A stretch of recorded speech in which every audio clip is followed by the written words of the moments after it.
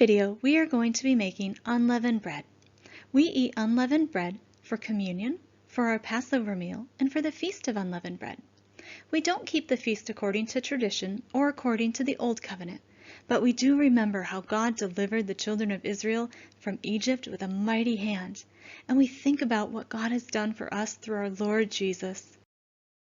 Unleavened bread is bread that is made without yeast. You could make it with just flour, salt, and water. We add a few more ingredients to just add a little more flavor, and we also like to double our recipe. So we used 4 cups of unbleached flour, 1 teaspoon salt, 1 tablespoon sugar, 4 tablespoons olive oil, and 2 cups of water, and a little more oil to fry the dough in.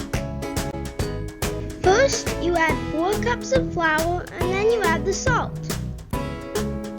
After you mix the flour and salt together, you add the water. We use the dough hook on the mixer to stir and knead the dough. You can add more water or flour as needed. The dough will be a little bit sticky. Next, you add the oil and continue mixing. Now turn the dough out onto a floured workstation.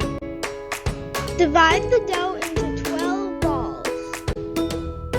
Heat some oil in your skillet to fry the bread. Roll or shape each ball of dough so that it is flat. Now it's time to fry the dough, but be careful because the oil is very hot. You're going to fry both sides until it begins to brown.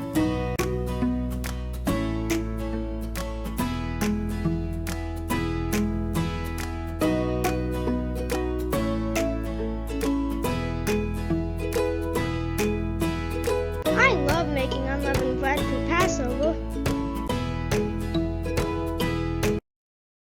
Why is tonight different from all the other nights?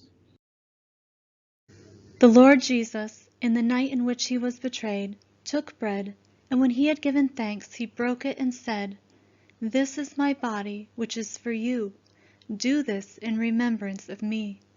In the same way he took the cup also after supper, saying, "This cup is the new covenant in my blood.